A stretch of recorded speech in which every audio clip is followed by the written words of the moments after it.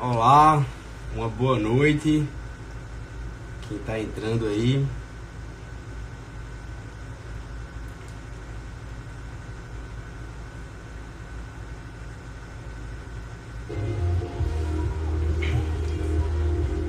Vamos lá. Olá, Thiago, tudo bem? Juliana entrou. Vamos esperar para ver se ela aparece aí. Como é que parece esse convite? Boa noite, pessoal. Sejam bem-vindos. Fiquem à vontade, tá? Tô tentando ver como é que faz pra... Aqui, ó. Já aceitei, tá, Juliana? Vai entrar a live já, vamos começar. Como é que está?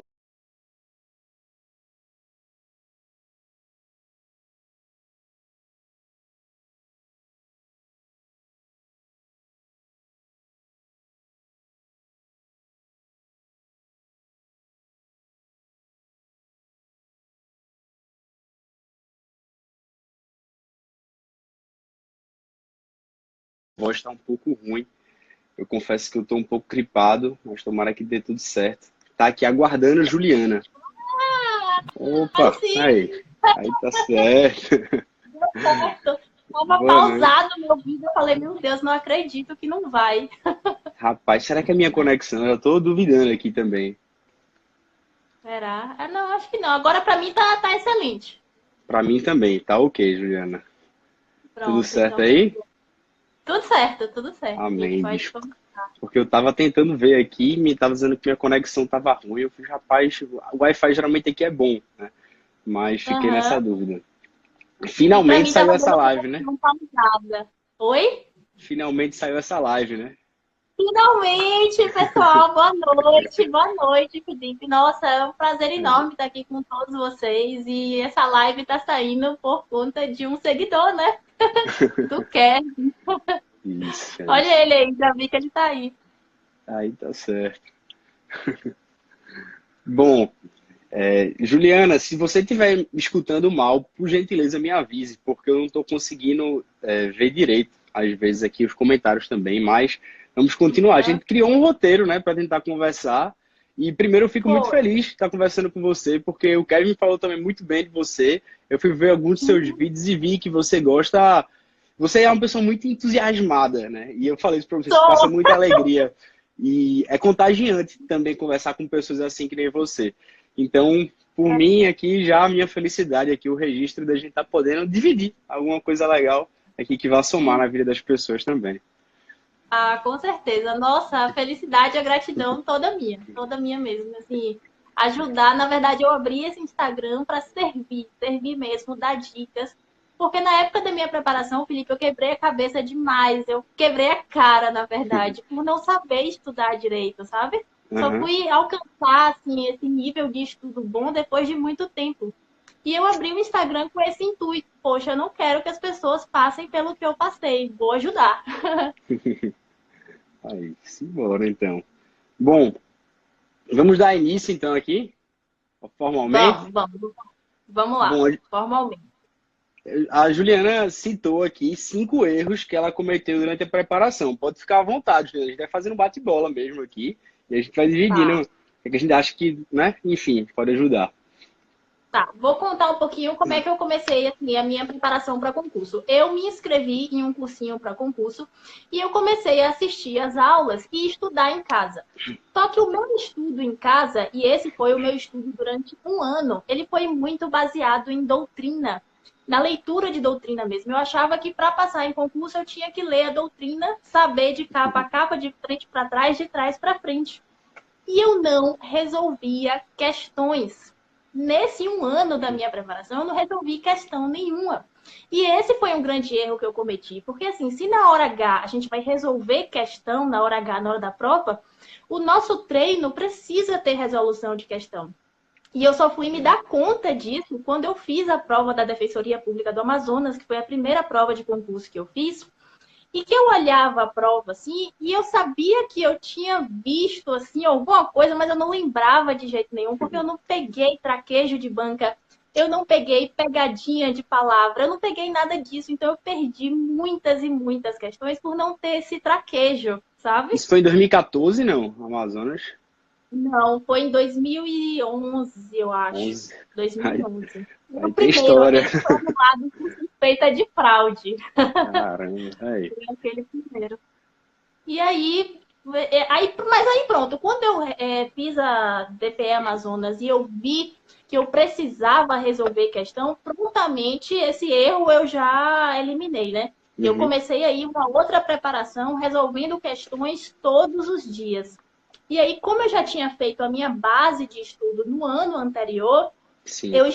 na verdade, um estudo reverso, né? Depois desse ano, eu partia das questões para o meu material, para a doutrina, para a lei seca, mas eu sempre partia das questões porque eu vi que eu tinha errado na resolução de questões, eu não estava fazendo. E você chegou a pecar nisso Eu ou acho não? que sim também. A questão do erro de fazer as questões, na verdade, é quando a gente distribui mal o tempo, né? E também eu confesso que quando eu comecei, acho que nesse mesmo sentido de você, de começar num curso, de ver as aulas e acompanhar os materiais com base no que eu tinha escrito, foi quando eu comecei a perceber que as aulas não eram suficientes para acertar as questões. E aí, quando eu fui para a prova, eu quebrei a cara e falei, caramba, tá faltando alguma coisa. Eu acho que meu professor não sabe de tudo. Ou então, né, nem tudo que ele falou tá lá na prova. Verdade, verdade. E aí, Felipe, eu já consigo pegar o gancho de um segundo erro que eu cometi, que você falou aí, eu me lembrei. Uhum. Que eu demorei demais para começar a fazer prova. Eu passei um ano só me preparando para concurso e eu não me sentia capaz de fazer prova nenhuma, porque eu achava assim, não, eu ainda não tenho uma base sólida, eu não quero Uhum. nem saber como é que as bancas cobram nada, eu preciso estudar primeiro para depois eu saber disso.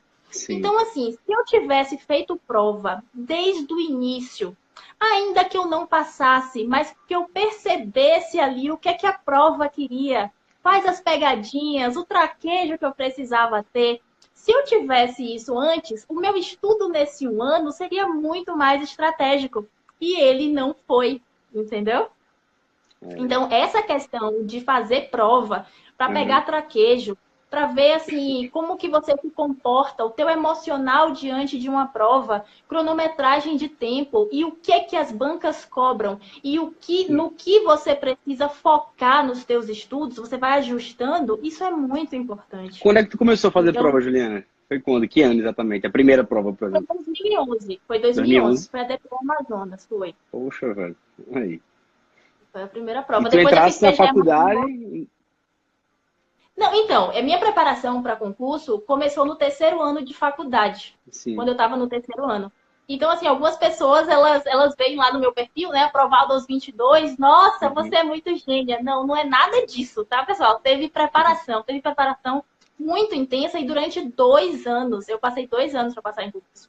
Agora, a diferença é que eu comecei ainda na faculdade. E eu comecei em um ritmo, assim, um ritmo, digamos, insano, porque eu queria já ser aprovada. Então, eu Uhum. comecei na faculdade ainda, e aí foi 2011, DPE Amazonas, depois PGE Mato Grosso e PGE Paraná. Poxa, aí tá certo. Terceiro ano que tu fala, é o terceiro período, terceiro semestre ou o terceiro ano, Não, sexto terceiro período? ano, sexto período. Terceiro ano, Sexto sexto período, né?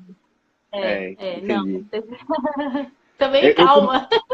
Pra você ver, eu comecei no primeiro período da faculdade, ou seja, eu, quando ingressei na faculdade, eu já comecei a estudar para concursos, pra você ver assim a diferença, né?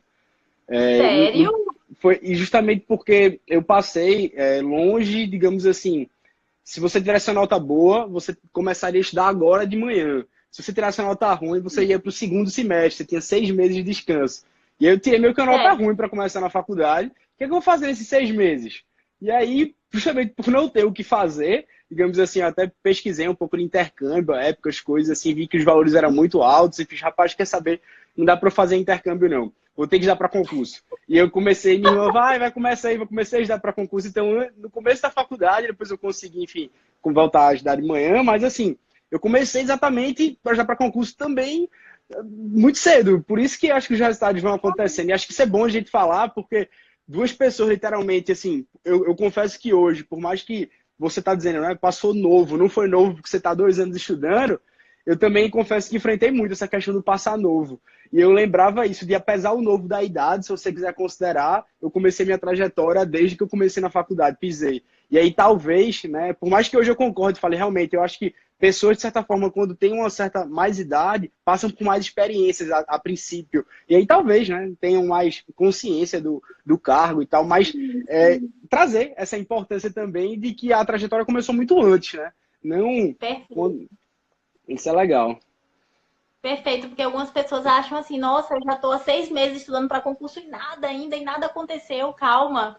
A trajetória, assim, às vezes não é tão rápida, e às vezes também a gente vê, por exemplo, aprovado no concurso em 3 meses, aprovado no concurso em 6 meses. A gente precisa também olhar a trajetória dessa pessoa, porque às vezes ela, assim, estuda na faculdade há muito tempo já para concurso, e aí fala assim, no dia que ela decidiu focar naquele, em 3 meses ela passou. Não, também não é assim, né?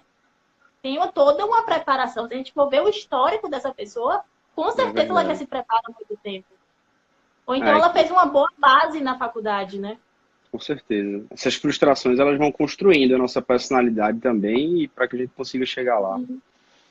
Sim, com certeza, com certeza. Vamos lá, então o terceiro erro que eu cometi. Felipe, veja se você cometeu esse erro. Pode mandar. Eu não fazia revisão. Eu não fazia revisão de jeito nenhum. O que é que eu pensava? Como eu estudava muito por doutrina, e assim, se você for pegar todas as matérias de estudo doutrinário, é muita coisa que você precisa estudar, certo? Então, assim, eu preferia avançar no edital a revisar. Entendi. Ou seja, eu queria marcar lá com o meu marca-texto que eu já tinha visto aquele assunto, tudo por livro, mas eu não revisava. Então, na minha primeira prova da DPE Amazonas também foi logo o baque. Eu li as questões, eu sabia que eu já tinha lido aquele assunto, mas eu não lembrava a resposta de jeito nenhum. Perdi muitas questões por causa disso. A questão das revisões, ela é até muito controversa, né? Se a gente for começar aqui, já vai surgir alguém e falar, e como é que são as revisões? Como devem ser feitas? E aí vão surgir... Tá ouvindo ok, não? Tô ouvindo ok. É porque eu tinha visto um travando ali, vinha até na horizontal, assim, na vertical, e acho que tá tranquilo. Mas se a gente começar a falar sobre as revisões, a gente vai entrar num assunto muito sensível e vai cada um mostrar o seu jeito de revisão, né? Eu acho que é importante que você faça um jeito que dê certo com você. Porque se a gente começar a colocar métodos estáticos aqui, vão surgir diversas teorias e métodos. Hoje o que não falta, eu acho, são pessoas que estão passando e divulgando seus métodos e muitas vezes fazendo desses métodos uma fórmula mágica pronta e uma indiscutível. E isso, muitas vezes, eu me sentia muito machucado quando eu percebia que o meu método que eu fazia não é um método que muitas vezes outras pessoas faziam. E que muitas vezes eu trocava de métodos várias vezes. Se minha revisão não estivesse funcionando de um jeito, eu ia revisar de outra forma. Então, acho que isso também é muito bacana. A questão da revisão, que você falou, também passei por um momento que eu não fazia tantas revisões. E aí eu comecei a perceber, então, que a revisão era fruto da minha preguiça, né? Eu tinha preguiça de reler. Era mais fácil confiar e dizer para mim que eu já sei, eu já li, já está folhado, já está rabiscado, do que eu verificar, né, se realmente aquele conhecimento estava comigo. Eu também passei por isso. Perfeito. E aí, na época, como eu não fazia questão, eu não tinha nem a noção se eu lembrava daquele assunto ou não. Porque eu não fazia, eu não sabia nem se eu estava errando, se eu estava acertando. Então, o meu primeiro baque, assim, foi horrível, horrível. Nossa, eu aprendi muito fazendo prova. E outra coisa também que eu falo muito para os meus alunos do coaching, assim, a gente passa um método de revisão, a gente passa um método de estudo, mas o melhor planejamento assim, mais excelente, é aquele que se adequa para o aluno. Então é isso que um coach faz, assim, é ajustar, porque vai ter várias formas, como você falou, de fazer revisão. E o aluno vai se adequar a uma. Então não existe uma certa, aquilo ali pronto e acabou. Não. É aquela que melhor se adequa ao aluno, à forma de aprendizado, ao contexto dele, ao tempo que ele tem para estudar, né? Então tem que casar tudo isso. E eu até faço um adendo também, né? Às vezes as pessoas vão conversar comigo e acham que eu sou contra coach, né? Eu falo, Felipe, você beleza, tem duas coisas distintas. Eu já fui coach até, vice Juliana. Eu acho que eu passei uns 6 meses fazendo. E aí, quando eu comecei o mestrado, eu parei. Mas meu irmão, por exemplo, é coach. E eu sou muito fã das pessoas, né, que são coaches, se dedicam a isso e dão esse trabalho individualizado que você dá. né? E quando eu fiz um texto que chamou Farra do Coaching, foi justamente porque haveria uma situação completamente oposta, que seria situações generalizadas, massificadas, linha de produção e, portanto, destituindo toda aquela individualidade que a pessoa tem. E que se a gente lembrar da nossa época, então, quando você passou, acho que 2014, 2013, não tinha coaching, a gente passou do mesmo jeito, né? Então, talvez são só algumas situações que a gente precisa aclarar um pouco mais a mente. Não, nada contra, muito pelo contrário, mas que sejam pessoas dedicadas, que olhem realmente para você, que olhem o seu passado e falem, caramba, funcionou com você assim, então vamos respeitar isso. Não, isso aqui tá ruim, então vamos modificar isso. Né? E não simplesmente dar o plano que você dá para todo mundo e assim você vai passar. Né? Isso porque me machuca. Machuca, porque para algumas pessoas aquele plano não se adequa à realidade dela. Então, não dá, né? E uma coisa bem interessante que você falou, essa farra do coach. Na época que eu estudava para concurso, não tinha essa modinha de coach, tá? Não tinha. E se tivesse, eu não tinha dinheiro para pagar. Eu era concurseira liseira, assim. Todo concurseiro, né? Todo estudante, via de regra. Tem o dinheiro muito regrado, o dinheiro é para fazer prova. Então, assim, o que é que eu fazia? Eu não tinha coach, tá? Então, eu fazia uma espécie de modelagem. Eu entrava no fórum Correio Web e nos sites que tinham depoimento de pessoas que já tinham sido aprovadas e elas falavam lá por onde que elas tinham estudado, como que elas tinham estudado, como que elas faziam, assim, revisão, o que que elas faziam, o passo a passo que levou aquela determinada pessoa a ser aprovada. E aí eu ia pegando um pouquinho de um pouquinho de outro, e aí eu fiz o meu método de estudo. Boa. E num primeiro momento não funcionou. Mas quando eu tive a noção de que não estava funcionando, aí eu fui pesquisar na internet. Bom, como é que a galera está estudando, né? Fiz basicamente isso. Aí, que mais de erro que eu cometi? Então, já falei aqui que eu estudava muito por doutrina. E eu achava que para passar eu tinha que ler um livro de capa a capa. Não, tá? Todos os livros de todas as matérias que caíam no concurso, eu achava que eu tinha que ler de capa a capa. E qual foi o meu erro nisso? Foi pensar assim? Não, na verdade não foi pensar assim. Foi simplesmente focar só na doutrina e deixar de lado o estudo de lei seca e deixar de lado o estudo, a resolução de questões, fazer revisão. Eu simplesmente foquei na doutrina. Eu preciso disso aqui para passar em concurso. Então, eu meio que deixei de lado muita coisa que precisava também para passar. Mas, por outro lado, foi bom, porque eu estudava essa doutrina esquematizada para concurso, eu estudava com marca-texto. E eu marcava tudo que era mais importante. Então, quando foi publicado o edital da PGE Paraná, Felipe, eu consegui, assim, eram 3 meses do edital para a prova, e eu consegui revisar todos os assuntos, todas as matérias por livro, justamente relendo apenas os grifos que eu tinha feito. Então, assim, foi um erro estudar um livro de capa a capa? Não. Mas o erro que eu considero agora, vendo esse passado, é que eu não podia dar atenção só à doutrina esquematizada. Eu precisava aliar essa doutrina esquematizada à lei seca, à jurisprudência, informativo, e isso eu não tinha feito. Verdade. E você, Engraçado você estudou que, livro de capa a capa? Eu confesso que eu estudei muito livro capa a capa, assim. E isso eu nem falo se eu não estudo livro, então eu não passo. Não, tem muita gente que passa por resumos, passa por sinopses, passa por vários livros simplificados, ou seja, que tenham menos densidade e conseguem passar, porque são as informações necessárias. Eu, por exemplo, meu irmão estava só por sinopse, assim, a maioria sinopse. Mas eu comecei a perceber que, às vezes, quando eu estudava o livro completo, talvez era pela minha absorção, né? Assim, era muito mais fácil para mim. Eu pegava o exemplo de poder público em juízo. Ele falava assim, cabe ação monitória contra a fazenda pública. Aí eu pegava o livro de Leonardo Carneiro da Cunha e ele falava, cabe ação monitória contra a fazenda pública. Entretanto, não deveria caber por esses motivos. Você vai ofender a linha de precatório B, C, D. Então, eu compreendia o direito de uma forma um pouco mais robusta quando eu li os livros. E aí era mais aquela ideia. A minha absorção, talvez, eu teria que entender um pouco mais do que simplesmente pegar as informações diretas.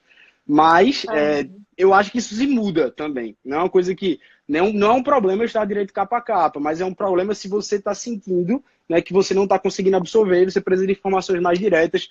Tem pessoas que precisam, às vezes, ser só um pouco mais objetivo, né? E os livros, muitas vezes, não são tão objetivos assim. Perfeito. E também tem a questão, por exemplo, tem alguns concurseiros que tem, por exemplo, concilia trabalho e estudo, concilia uma rotina de ser mãe, de ser pai, trabalho e estudo para concurso. Então, Complicado. assim, talvez, por exemplo, tem gente que tem 3 horas para estudar, 2 horas para estudar. Então, se você for querer ler livro de capa a capa, todos os livros de capa a capa, você vai passar, mas você vai demorar um pouquinho mais. Então, assim, a melhor forma que eu acho de você saber se você precisa focar numa doutrina, num estudo mais aprofundado, é resolvendo questão. Quando a gente resolve questão e o maior número de questões possíveis, a gente vê como aquele assunto está sendo cobrado. Esse assunto é mais doutrinário, esse assunto eu consigo resolver só com o estudo da lei seca. Nesse assunto, eles estão cobrando muito informativo. Então, assim, resolvendo questões, você vai ter a noção de quais assuntos você precisa ir para uma doutrina. Porque, às vezes, alguns assuntos, eles são doutrinários. Tipo, princípios, poder constituinte, são assuntos doutrinários. Então, isso aí não tem como. Você precisa ir estudar para uma doutrina esquematizada. Agora, outros assuntos, talvez a cobrança seja muito mais por lei seca. E aí você dá prioridade para a lei seca ao invés de um estudo muito mais aprofundado em alguns assuntos. Então, mas essa noção a pessoa só vai ter resolvendo muitas questões, né? Com certeza. Pois é. Então, tá. Um outro erro que eu cometi. Manda aí. Eu não fazia atividade física. Eita, peste. Atividade física nenhuma no estudo para concurso. Porque o que é que eu achava, o que é que eu pensava na minha cabeça? Se eu passar 1 hora na academia, eu vou perder 1 hora de estudo. Só que o que é que aconteceu ao longo do meu estudo para concurso? Que eu fiquei 2 anos, e 2 anos estudando, e 2 anos passando grande parte do meu tempo sentada, e 2 anos sem fazer atividade física. Eu fiquei com muita dor na lombar, mas assim, uma dor que me impossibilitava muitas vezes de sentar. Eu sei todos os concurseiros, né? A dor na lombar, aquela troca de cadeira. Troca de cadeira, a cadeira tá errada. Meu pai, pelo amor de Deus, vai achar uma cadeira que se adeque à minha lombar. Eu perdi as contas de quantas vezes eu estudei em pé. Eu estudei deitada. Simplesmente porque eu não tinha um fortalecimento na lombar. Que se eu fizesse academia, se eu fizesse musculação ou alguma atividade física que me fortalecesse, eu ia conseguir passar mais tempo sentada. Outra coisa também. Às vezes eu não tinha muito fôlego. Eu começava a estudar e assim, lendo, tá? Sentada. Eu não conseguia avançar porque eu ficava sem ar. Era uma coisa muito esquisita. Muito esquisita. Então, sem ar, asfixia é por tanto conhecimento a ser estudado. Você tá tão ansioso que tem outra coisa para absorver. Perfeito. E chegava uma hora que a mente travava, porque eu não tinha válvula de escape. Então, assim, hoje eu olho para trás e eu vejo o quanto que isso me atrapalhou. Porque, assim, o fato de não ter nada, tá, pessoal? Eu falo não ter nada é assim, não ter vida social, porque eu achava que eu perdia tempo. Não fazer atividade física, ter uma alimentação, assim, muito desregrada, porque eu não tinha tempo. E aí, quando eu me lembrava de comer, e aí eu comia demais. Então, tudo isso, hoje eu percebo que me atrapalhou demais, atrapalhou muito o meu desempenho e me fez, na verdade, perder tempo. Porque eu precisava deitar para a lombar, né, ficar melhor. Ou seja, eu perdia tempo de estudo. Então, hoje, eu consigo enxergar, assim, que você fazer atividade física, você ficar 1 hora ali na academia ou meia hora, vai fazer você ganhar tempo de qualidade e não perder tempo, né? É verdade. Eu também acho que, na verdade, contra esse sentido, eu não tive um erro quanto a isso, não. Eu ficava muito na angústia, porque é uma coisa que eu amava fazer. Então, às vezes, quando eu não estava um dia bom, eu fazia, você não merece, então você não vai, né? E aí eu ficava nessa troca e recompensa o tempo todo, até que às vezes eu ia malhar 1 vez na semana só e sentia que meu nível de estresse estava altíssimo e falava, ó, não pode ser mais essa nota, eu só vou se eu merecer, não. Eu tenho que ir independentemente se eu merecer. Senão, eu explodo em alguma hora do dia. Em alguma hora do dia você sente a ansiedade bater, você sente que não está absorvendo mais, sente esse sufocamento. E aí eu comecei a perceber que eu teria que fazer algum tipo de atividade física, eu não poderia me punir e falar só se você for bom que você vai, não. Eu tenho que ir independentemente disso. Aí foi quando começou a andar. E aí, não necessariamente você tem que ir todos os dias, tá? Tô dizendo você sente qual é o melhor horário. É porque acho que você está falando baseado em estudos, né? Liberação de dopamina, liberação de, enfim, né? Circulação sanguínea. Você vai estar melhor se tiver alguma tipo de atividade física, né? Com certeza. E assim, não só atividade física, mas vida social, lazer. Claro que você não vai conseguir estar presente em todas, né? Em todas as reuniões sociais dos amigos e tal. Claro que não. Mas assim, algumas é importante. E é importante justamente para fortalecer também o emocional. Porque não adianta nada, pessoal. Você está em casa estudando, você não aguenta mais absorver nada e você vai, sai e se culpa. Essa culpa não é boa, porque você não consegue estar no lugar, mas se você estivesse em casa, talvez você também não conseguisse estar estudando, porque a sua mente estava muito travada com um tanto de informação. Então, tempo com família, lazer, atividade física, dá tempo para tudo. Isso, inclusive, fortalece o teu emocional. Faz você perceber que você tem uma vida. Na verdade, eu falo muito, Felipe, no meu Instagram, assim, uma vida por um sonho. As pessoas têm o sonho de serem aprovadas no concurso público, na carreira X, na carreira Y. E eu falo assim, uma vida por um sonho. Na minha época de concurseira, eu entendi essa frase de uma forma diferente. Uma vida por um sonho seria abdicar de todo e qualquer tipo de vida e me dedicar a um sonho. Hoje eu enxergo essa frase e o amadurecimento também, né? De uma forma totalmente diferente. Assim, uma vida por um sonho é você pegar todas as áreas da sua vida e conseguir direcioná-las para o teu sonho. Ou seja, você fazer atividade física para melhorar o teu corpo e você conseguir estudar melhor. Você ter tempo de lazer para você poder desfocar e voltar com um foco ainda melhor.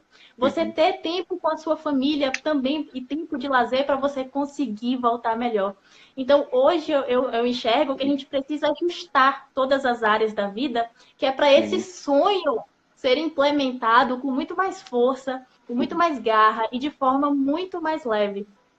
Arretado, velho. Muito bom, Juliana, muito bom, bicho. Eu acho que quando você falou uma coisa assim, tanta informação, isso lembrava, acho que um erro meu, que eu nem escrevi aqui, mas eu pensei, né? Chegou uma fase da vida nos estudos que um grande erro para mim foi não perceber que menos era mais. Não perceber que no meio de tanta informação, de tantos ruídos que a gente recebe durante a vida mesmo, ruídos que não são feito aquele som de TV chiando, sabe? Que a gente recebe várias vezes como se tivesse um canal fora do ar. TV chiando não tem mais hoje, que agora, vamos dizer que esses burburinhos de mensagens tocando o tempo todo e ruídos que na verdade não são aqueles ruídos necessários para a gente ser aprovado. Menos é mais, então, portanto, no meio de tanta informação, que eu tinha tanto material disponível para ler, eu reneguei aqueles que eu produzi e dava mais valor aos dos outros. Então, foi nesse momento em que eu percebi que é nessas horas que surgem os salvadores da pátria, que surgem os falsos mitos. E eles não aparecem as melhores... eles não aparecem dizendo que são salvadores da pátria, não. Às vezes tem até discursos de politicamente corretos, dizendo que são os melhores materiais, que são os melhores cursos, que são a forma mais sutil, às vezes. E eu comecei a perceber, então, que eu estava começando a produzir esses ruídos dentro de mim. E vendo que eu estava me afastando daquilo que eu produzia, daquilo que eu fazia, daquilo que eu sentia confiança em mim. Eu não sentia mais confiança mais. Porque a Juliana, que gritou dizendo que o método dela era o melhor, ela tinha o material de controle e condicionalidade dela. E o controle e condicionalidade dela era muito melhor que o meu, que eu produzi, que eu já lia 6, 7, 8 vezes. Então, quando eu comecei a perceber que esse menos era mais, que eu comecei a ver que eu estava inserido numa cultura distraída, numa cultura que eu não conseguia enxergar os ruídos que eu estava absorvendo, né? Então, eu acredito que esse foi um dos erros mais cruciais durante a minha preparação. Não ter feito essa distinção. E hoje, acho que no meio de tanto acesso à informação, de tantos materiais a serem produzidos, ou salvadores da pátria que surgem, é importante, às vezes, você saber dizer não também a materiais, também a novas fontes. Também aqui é o Instagram, Felipe Juliano conversando às 9 horas da noite de uma quinta-feira, né? Então, eu acho que essa distinção, ou esse discernimento, ele é muito individual. E, para mim, eu acho que foi muito custoso distinguir isso.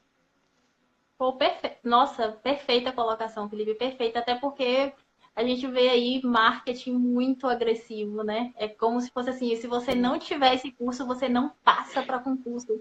E aí, diante de tanta informação, o concurseiro ele fica perdido. Meu Deus, eu tenho que ter isso. Aí eu leio isso, mas eu também já tenho aquele material, eu também preciso. Então, esse troca-troca de material, não sei se é muito interessante, né? Talvez seja melhor você ler e reler um mesmo material ali que você mesmo produziu, como você falou, e ir acrescentando algumas coisas novas nesse teu material, que vai ser objeto de revisão também, do que você dispersar diante de tanta informação, né? Com certeza. Eu acho que foi esse o meu É, erro mais crucial. Parei, quando você falou excesso de informação, lembrei aqui, caramba, foi isso, velho. Foi não saber escutar esses ruídos e perceber que esses ruídos muitas vezes só ia trazer culpa, só ia trazer arrependimento, só ia ser a valorização do que não era essencial para mim na época. Então, foi quando eu comecei a perceber que eu estava perdendo meu tempo com distrações, né? Aplicando minha energia em fatores que não eram essenciais para ser aprovado, que era nada mais confiar na minha trajetória, no que eu já tinha percorrido. E isso foi me trazer, com o tempo, né, um olhar um pouco mais, de uma mente mais pacificada, sabendo que eu ia chegar lá, inevitavelmente. uhum. E isso te gerou muita instabilidade emocional, Felipe? Esses ruídos todos, Claro, assim, com esse se certeza. sentir perdido? Com certeza, porque você tá lá conseguindo estudar e daqui a pouco vem alguém gritando no seu ouvido dizendo que tem um melhor material, que tem a melhor fórmula, ou que aquele jeito certo que você está fazendo não é o jeito certo. Então você, de certa forma, até para dizer não, você tem que se afirmar e dizer sim, o meu está certo. Sim, eu vou confiar aqui, mesmo que seja lentamente, mesmo que o meu demore mais um pouco. Ainda que estejam dizendo que o meu não é certo, eu vou confiar no que eu estou fazendo aqui. E isso, esses ruídos mexem emocionalmente, né? Que é um ponto que a gente vai começar a falar agora, eu acho, né? Quais são essas É, estratégias de fortalecimento emocional? Diga aí, Juliana. com certeza. Nossa, olha, na minha época, Felipe, de preparação para concurso, a minha inteligência emocional era zero. Eu posso dizer a você, era zero. Eu chorava todos os dias. E assim, qualquer coisa, não era só questão de concurso que eu lia, não. Qualquer coisa, assim, se meu pai entrou, na verdade, uma vez no quarto e falou assim, Ah, filha, como você não está muito ocupada aí, vem aqui me ajudar, eu quero subir a escada para trocar uma luz. já E eu que. falei assim, como assim? Eu não estou fazendo nada, eu não estou ocupada, eu estou aqui estudando para concurso. E aquilo mexeu comigo de uma forma assim, eu não parava de chorar o dia inteiro. Então eu não consegui estudar aquele dia porque aquele comentário dele me machucou demais. Assim, eu não tinha uma inteligência emocional para saber que ele não entendia muito da vida de um concurseiro, de como era estudar para um concurso, e eu deixei aquele comentário me abalar. Quando, na verdade, se eu tivesse feito essa distinção, né, esse fato assim, poxa, ele é uma pessoa muito importante para mim, o que ele fala de fato é importante para mim, mas ele não tem conhecimento dessa realidade de estudo para concurso, porque ele não estudou para concurso.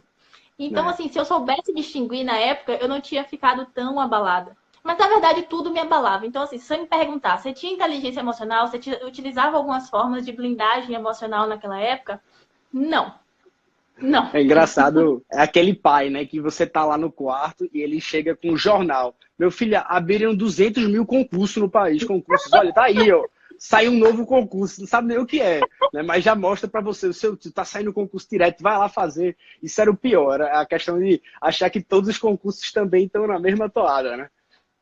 Às vezes era um concurso que era até para outra área, né? E ele acha que É, era um concurso da área de direito e nem era. mas era o carinho, era o carinho. Isso aí né? Não é o questão de vai lá e faz, é só para mostrar, né, as oportunidades e você vê com um olhar de cuidado mais, né? Não é... Exatamente, é para mostrar que está preocupado, que está interessado. Então, esse é o primeiro ponto, assim, que eu falo com vocês. É o seguinte, comentários, assim, muitas vezes maldosos, ou às vezes nem maldosos, mas que nos machucam. A gente tem que saber distinguir, tá? Como a gente vai distinguir? Essa pessoa que fala uma coisa chata ou uma coisa maldosa, essa pessoa, de fato, ela é importante para você? Se não for importante para você, se é uma pessoa que você acabou de conhecer e tece algum comentário, assim, chato, assim, apenas desconsidera, ela não faz parte do teu ciclo, ela não conhece a tua trajetória, ela não conhece o teu caminho, então assim, ela não tem autoridade para falar. Então assim, você Uhum. já descarta. Agora, muitas vezes esses comentários vêm de pessoas importantes, vêm de pessoas que a gente ama demais.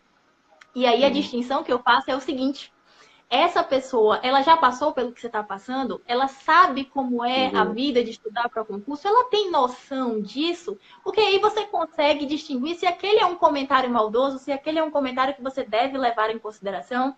E muitas vezes não é, é cuidado, como você falou, é o pai que vem, que fala, é tudo carinho, autocuidado. Imagina você chorando e seu pai passa no quarto, ele quer acabar com o seu sofrimento, de certa forma. Minha filha, para de estudar, vem jantar aqui comigo, vamos ver um filme, né? Então não é para tirar do objetivo, muitas vezes é porque vem no tamanho do seu sofrimento, ele quer amenizar de alguma forma, ele quer sarar a sua ferida. Então é natural, né, que ele queira ali tirar do caminho, mas na verdade você quando tá na bolha, você não consegue saber que eu tô na bolha. Ou muitas vezes eu tô, a pessoa, eu lembro quando eu tava perto da prova oral, a pessoa fazia assim: Felipe, você tem que relaxar. E eu falava: eu sei que eu tenho que relaxar, mas eu não consigo. Eu sei que eu tenho, mas como eu faço?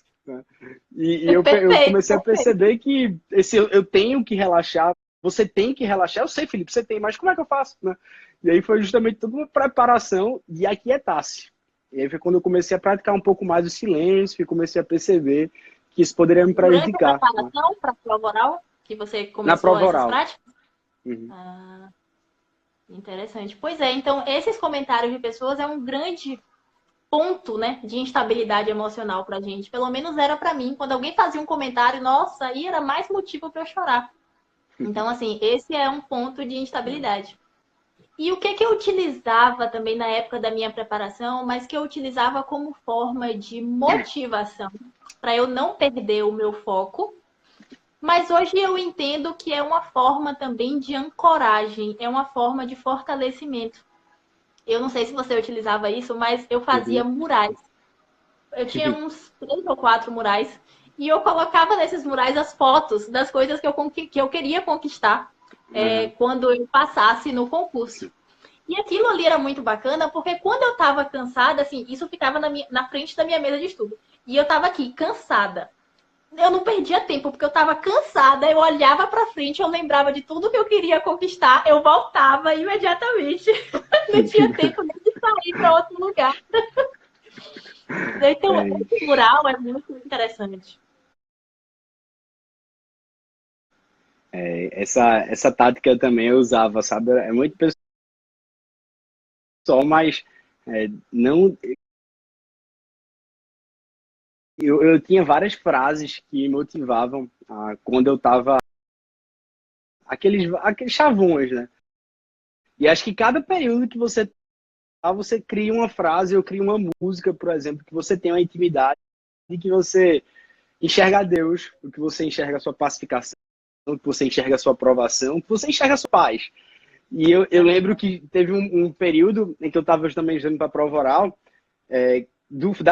da faculdade aí, na verdade, era prova oral, enfim, para me formar mais cedo, mas que eu cheguei a colar um adesivo, ou melhor, um papel no teto do quarto.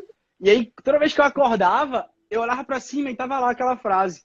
E isso me fazia levantar cedo e me fazia com que eu energizasse já assim que eu abrisse meus olhos. Parece loucura, né? Loucura, mas assim, para mim era a ideia de poder me motivar, né? Poder me motivar. Nossa, e funciona demais. Hoje em dia eu leio muito sobre PNL, né? Programação Neurolinguística. E hoje eu consigo entender que isso é uma forma de ancoragem no teu sonho. Porque quando você vê essas frases bonitas, essas frases de fortalecimento, essas frases fortes, né?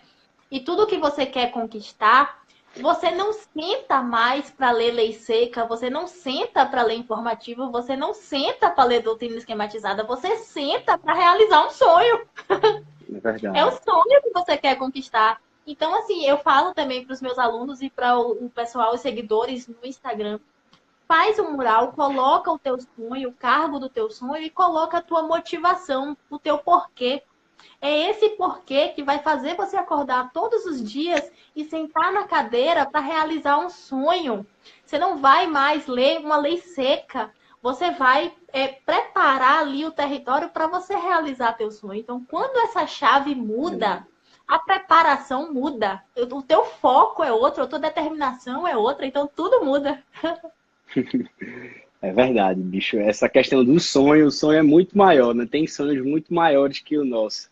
E isso, enfim, deixo para outra live a gente conversar. Mas nesses sonhos, eu começava a perceber que o projeto era muito maior do que simplesmente para mim.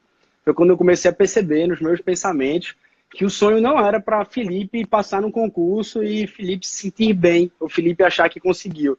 Era algo envolvido muito maior que eu. Era para poder, talvez, estar aqui conversando com vocês aqui, divulgar um pouco mais que se eu sou uma pessoa normal e conseguir, você também pode conseguir.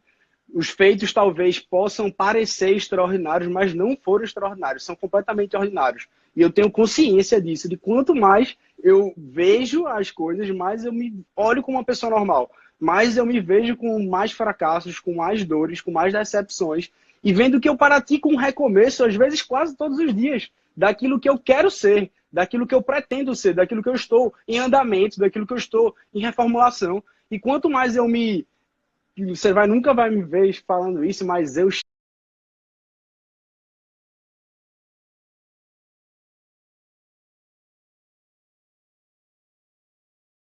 cheguei, mas eu estou longe de me aprimorar.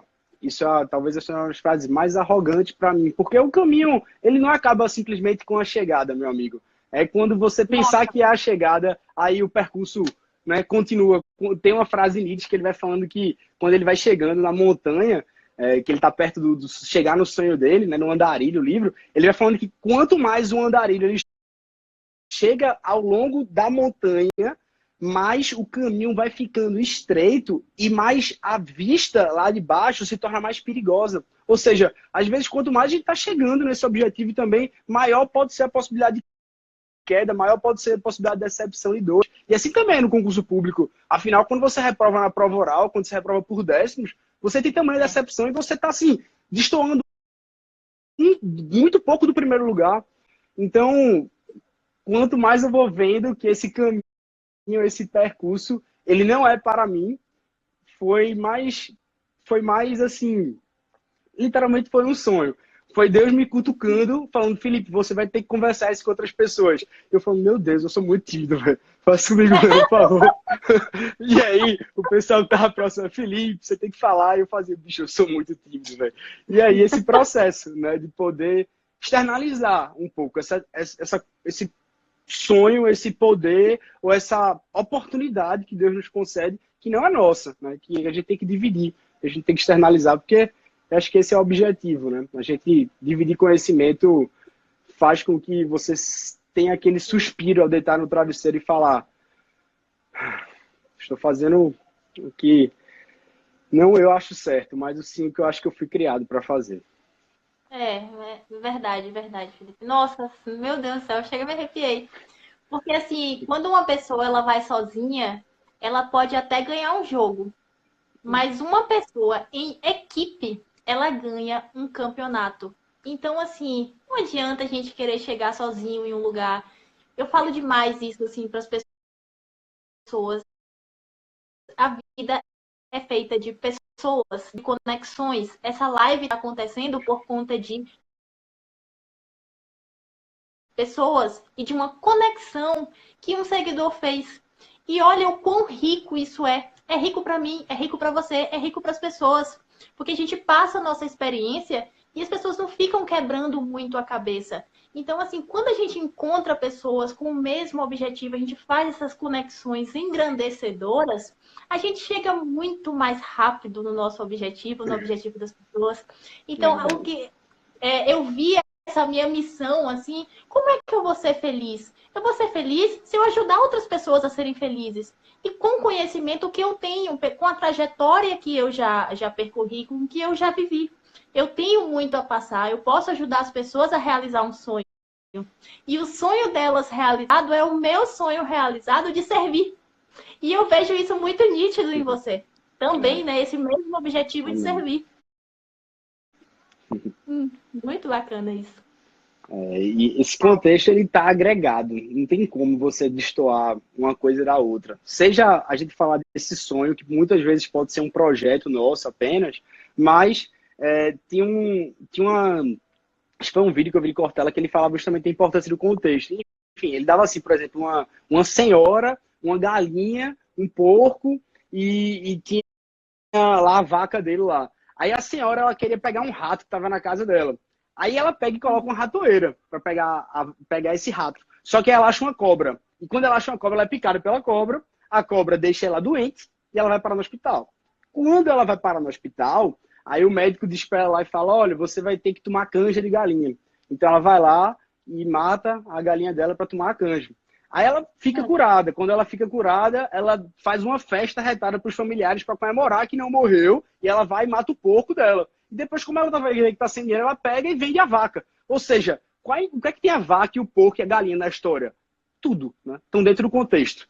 Então, acaba que a nossa vida, a gente também não é só corpo, a gente é mente, a gente é alma. Então, há uma contextualização que ela é importante para quando a gente está na caminhada. A gente não tem como separar uma coisa da outra.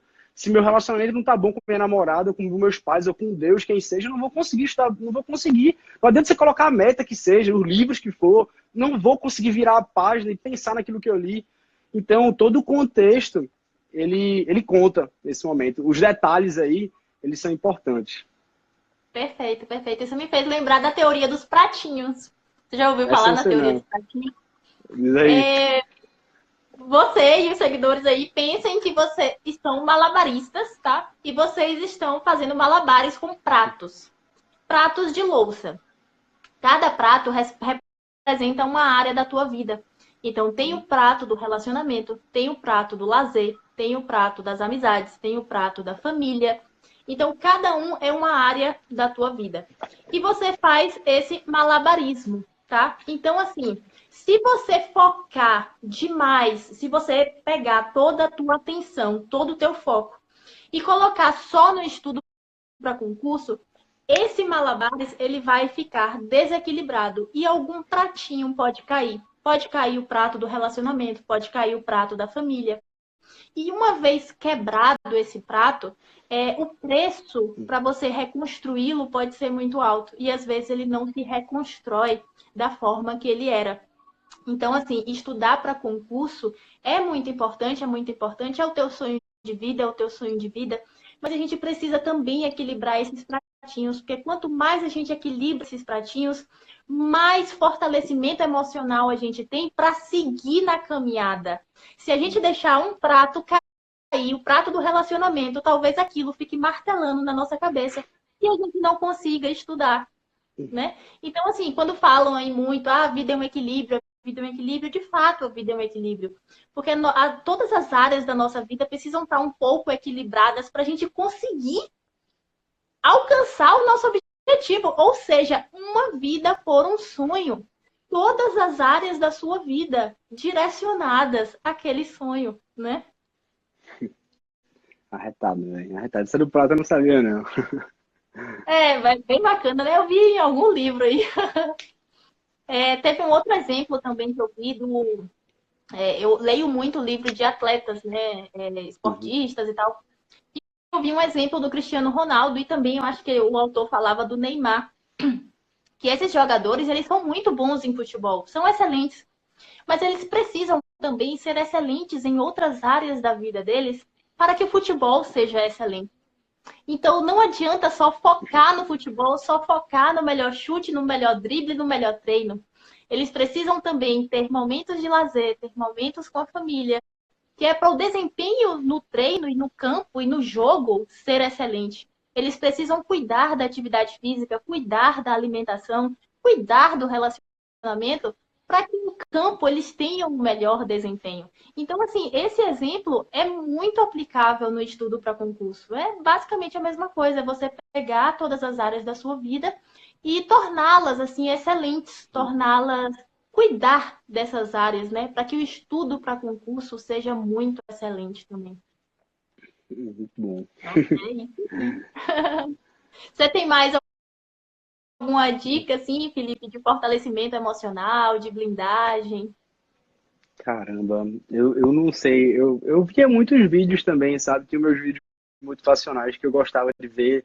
Seja o Pablo Stolze, seja alguns vídeos de bodybuilding às vezes, assim. Mas era aquele sentimento de você encontrar algumas pregações, às vezes, que algumas palavras que ficavam na sua cabeça, né? Seja a questão de você estar na cabeça, como você falou, de um sonho, seja de você ver a possibilidade de você modificar completamente a sua situação de vida, ou então, às vezes, parar para pensar e falar, caramba, bicho, né, será que tudo pode acontecer assim, eu sentando, estudando aqui, lendo meus livros, e do nada vão chegando as responsabilidades, e que milagre é esse que acontece comigo? Se eu sou aquele cara que estou sempre chorando, né, achando que eu nunca vou conseguir, e quando dá o final de semana, eu acho que eu já esqueci da matéria, que eu vou fazer as provas, e eu falo, caramba, eu não melhorei, muitas vezes piorei meu rendimento, e eu vou conseguir mesmo, né?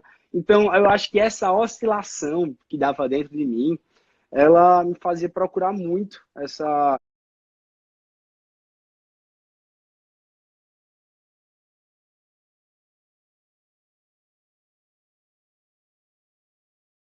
base espiritual, essa base do ponto Sim. ótimo. Também eu gosto de falar do ponto ótimo, né?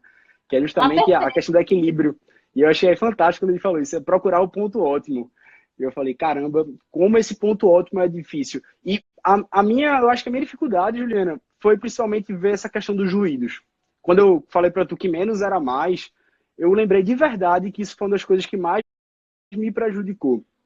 Saber distinguir os ruídos, saber distinguir as opiniões que às vezes não são necessárias, a aceitação que não é necessário. Eu não necessito ser aceito pelos meus colegas, eu não necessito ser aceito pelo meu grupo de estudo, eu não preciso ser aceito às pessoas que eu mereço ser aprovadas porque eu estudo todos os dias e que eu diga, eu posto fotos mostrando que eu estou estudando. Não, você precisa aceitar a si mesmo e encarar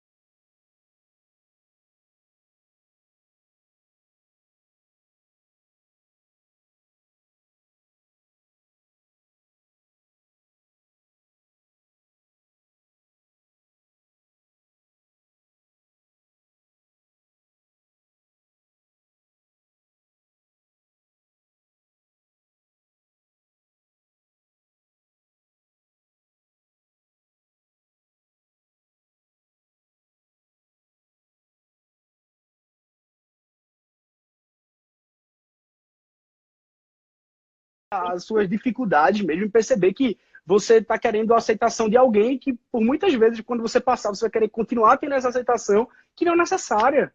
Não é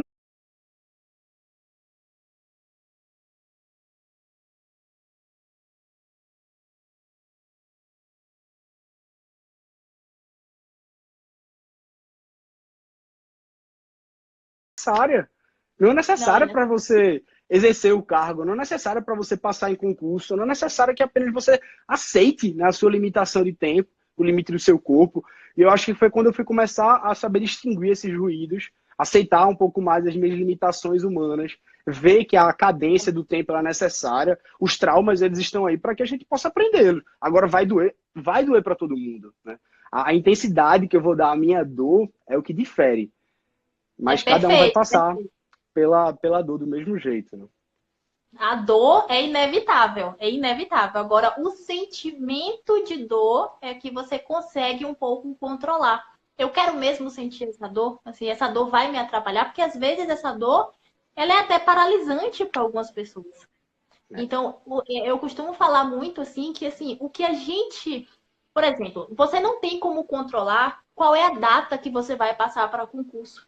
Qual é a Sim. data que você vai ser aprovado? Você não tem como controlar se vai ser no ano tal, no ano X ou no ano Y. Mas o que você tem controle, controle. O que que você tem controle? Você tem controle sobre a sua preparação. Então, se prepare de forma excelente. Tenha uma preparação de excelência com ritmo, com cadência. E o que é ritmo e cadência? É estudar todos os dias, para não perder ali aquele ritmo, né? E muitas vezes eu falo assim, não precisa acelerar, não precisa acelerar. Por exemplo, a pessoa acha que vou estudar concurso amanhã e já vou fazer 12 horas de estudo amanhã. Calma, calma, porque você vai perder o fôlego e você vai desistir muito rápido. Então, assim, é melhor manter uma constância manter o ritmo, para se perpetrar um pouco mais, assim, estudando para concurso, do que você imprimir um ritmo muito rápido e desistir rápido também. Então, eu falo demais isso para os concurseiros e tal, que, assim, não perde o ritmo, não perde a cadência, respeita seu corpo, respeita o cansaço também. Esse caminho, essa preparação é necessária para você alcançar o sonho. Então, o que cabe a gente? É tornar essa preparação um pouco mais leve, né? Que ela seja feliz, assim, que você estude, que você saiba que você está se preparando, que você controle a sua preparação, porque o resultado vem. Quanto mais você se dedica, você se prepara, você tem um treino de excelência, o resultado vem. Então, isso você consegue controlar. Quando ele vem, talvez você não consiga, tá? Mas assim, se você controla a tua preparação, o resultado vem. Não tem como. É só não desistir, né? Eu acho que talvez essa questão do resultado vem seja hoje o maior problema, sabe? Porque assim como a gente percebe, a questão todos nós queremos no menor tempo possível. Isso é hipocrisia eu falar que eu não queria da forma mais rápida. É hipocrisia eu dizer que eu não queria passar logo. Mas não era hipocrisia eu saber quando o apito, né, queimava, digamos assim, quando a vela queimava. Eu sabia quando a vela queimava comigo. E aí foi saber esses limites e perceber que não dava para ser no maior tempo possível, da forma mais rápida. E talvez acho que a geração de hoje, da geração de ansiosos, como todos denominam, seja o maior problema. Porque a gente quer o feedback imediato. A gente quer entrar no CrossFit e quer logo o resultado. A gente quer, de certa forma, começar a estudar e já quer acertar todas as questões. Então, a questão do resultado imediato, eu acho que ele tende a ser o maior inimigo hoje de quem estuda. Talvez o maior inimigo de todas as pessoas que queiram fazer algum objetivo. Né? Então, eu acredito que a maior dificuldade hoje no estudante é ter essa consciência de si mesmo, do que é que pode perturbar a sua mente, do que é distração, porque afinal a nossa live aqui pode ser uma tremenda distração para uma pessoa que viu todas as lives hoje. Então, sei lá, a dosagem do remédio ela é muito individual, né? Ela pode matar também a posologia, né? Como se diz. Então, eu não sei te dizer hoje que, se eu fosse falar assim, Felipe, o que é que seria mais diferencial de tudo? Eu falar, meu Deus, velho, o maior diferencial é feito meu irmão dizia assim, ele fala assim, bicho, se eu conseguir também pode, pô. Meu irmão fica assim, eu sou jogador de futebol, velho, só fazia jogar bola, só gostava de ver jogo de quarta-feira, domingo, preparação, mas só era concentração de estudar. E quando a gente ia estudar, eu lembro que meu irmão ia pra sala assim, ele tava vendo jogo de futebol, ele fazia, caramba, Felipe, é muito mais fácil tocar a bola, velho, do que estudar, pô. E eu fazia, João, que é isso? Então, a gente ia se motivando e conversando com o outro para persistir no caminho, pô. Mas, sem dúvidas que essas dificuldades, elas chegam, dói, e, caramba, qual é a grande surpresa? Não sei, velho, talvez seja a capacidade de recomeçar o tempo todo.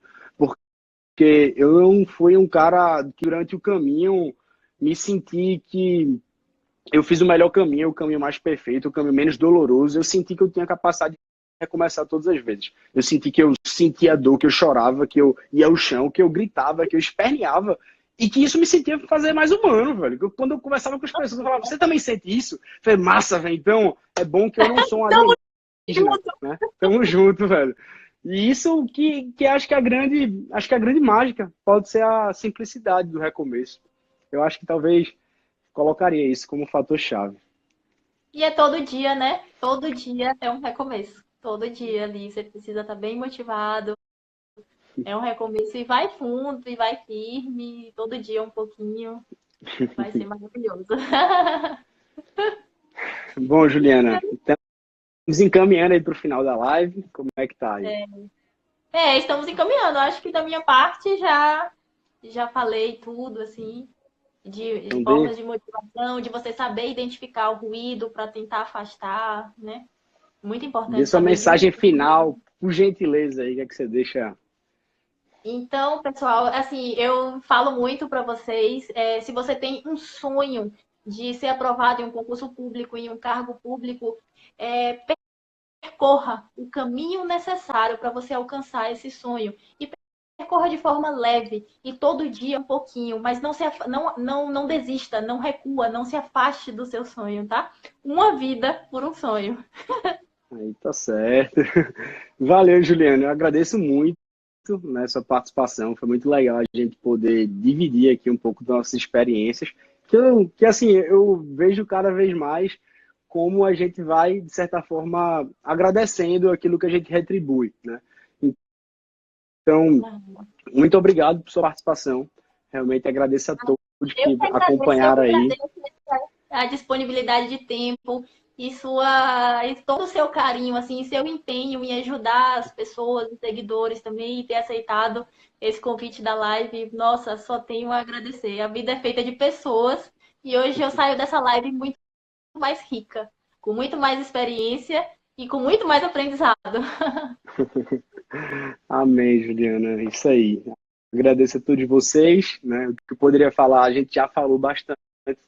E como bastante direto, né? A questão é que a gente planta semente aqui.